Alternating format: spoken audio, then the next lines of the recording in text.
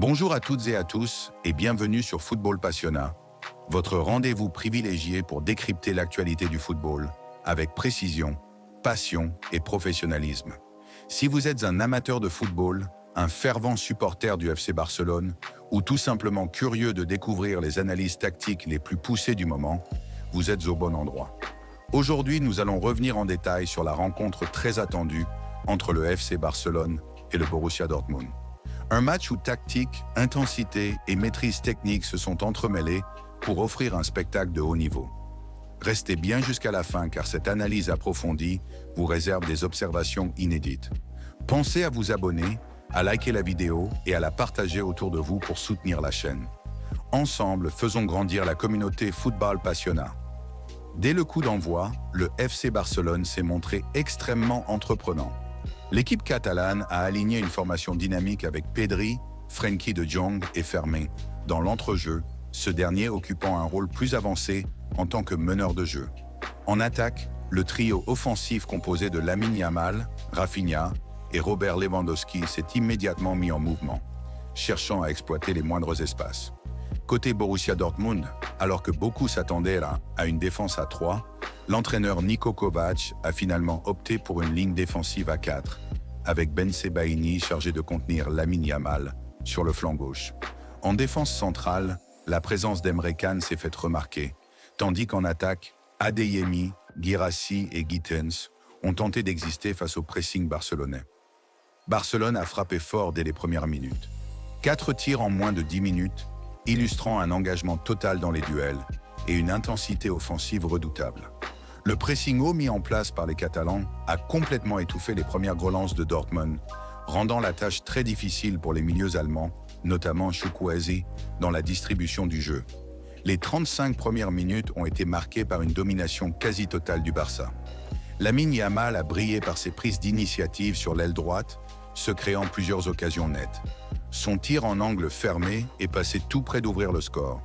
De son côté, Lewandowski a montré sa palette technique avec une frappe puissante, obligeant le gardien Kobel à se détendre pour un arrêt décisif. Cependant, malgré de nombreuses opportunités créées, un certain manque de justesse dans le dernier geste s'est parfois fait sentir. Lamine Yamal et Rafinha, bien que très remuants, ont à plusieurs reprises opté pour des choix discutables dans les phases décisives. Tentative de tir au lieu d'une passe décisive ou inversement. Des erreurs de jugement offensive qui, face à un adversaire plus efficace, auraient pu coûter cher. Quant à Robert Lewandowski, il s'est montré extrêmement disponible, n'hésitant pas à décrocher pour participer à la construction, offrant une précieuse solution en pivot. Toutefois, certaines transmissions à son égard manquaient de synchronisation, empêchant l'exploitation optimale de ses appels. À partir de la 35e minute, Dortmund a retrouvé un certain équilibre. Les Allemands ont commencé à faire circuler le ballon plus proprement, notamment grâce à une meilleure organisation au milieu de terrain. Adeyemi s'est montré plus incisif, délivrant un centre dangereux vers Guirassy, qui a malheureusement manqué le cadre à 2 reprises. Jules Koundé a joué un rôle clé dans la gestion de ces situations, réalisant plusieurs interventions décisives, notamment face à un Adeyemi particulièrement agressif. Ce dernier, frustré, est rapidement écopé d'un carton jaune. Malgré cette légère reprise en main, le Barça est resté supérieur. Défensivement, Koundé s'est illustré, tandis que Rafinha a continué à offrir des solutions. Néanmoins, une certaine fatigue semblait s'installer chez les offensifs blaugrana, se traduisant par des imprécisions. La première période s'est conclue sur une action d'école, symbole de la rigueur tactique des Catalans. Sur un coup de pied arrêté parfaitement exécuté, Íñigo Martínez dévie le ballon de la tête vers Pau Cubarsí, qui crée la confusion dans la surface. Finalement, c'est Rafinha, à la limite du hors-jeu, qui propulse le ballon au fond des filets. Cette ouverture du score valide la domination du Barça, mais rappelle aussi l'importance de la précision dans les phases arrêtées, souvent décisives dans les grands rendez-vous européens. Au retour des vestiaires, Dortmund procède à un changement avec la sortie d'Adeyemi. Mais c'est bien le Barça qui accélère le rythme. Le deuxième but illustre parfaitement la fluidité offensive de l'équipe. Lamine Yamal centre vers Rafinha, qui remise avec justesse pour Lewandowski. Une tête imparable pour le 2-0. Dès lors, le match prend une toute autre tournure. Le Barça déroule. Fermin touche le poteau, Plusieurs occasions franches s'enchaînent et il ne manque qu'un rien pour que le score enfle rapidement. Le 3-0 finit par tomber, une nouvelle fois à l'issue d'une action collective léchée. Lamine Yamal en contre-attaque trouve Fermin, dont le centre est converti par Lewandowski. Le 4-0 ne tarde pas, avec une action amorcée par une récupération haute de Lewandowski, une passe de Rafinha et une finition signée Lamine Yamal. 2 passes décisives pour le jeune ailier brésilien.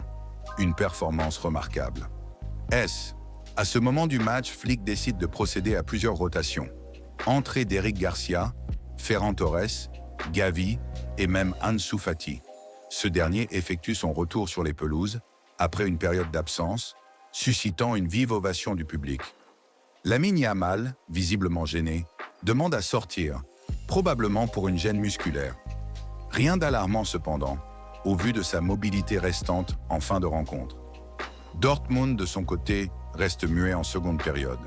Une frappe est sauvée in extremis par Ronald Araujo. Un but est même refusé pour hors-jeu après un bon alignement défensif, orchestré cette fois par Koundé. Cette rencontre restera comme une démonstration tactique et technique du FC Barcelone.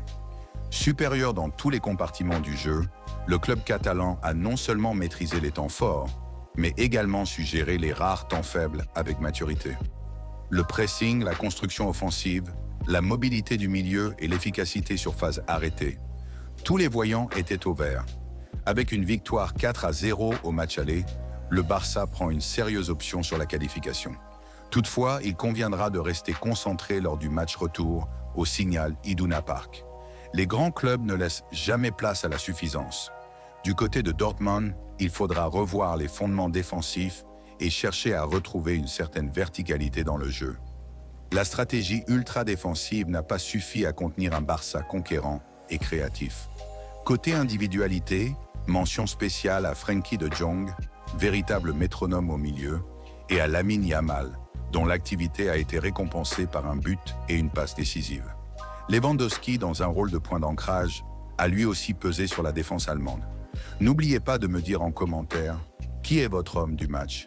Si vous avez apprécié cette analyse, n'oubliez pas, likez la vidéo, laissez un commentaire, partagez-la avec vos amis et surtout, abonnez-vous pour ne rien rater de nos prochaines vidéos. Merci à vous tous pour votre fidélité, c'était Football Passionnat.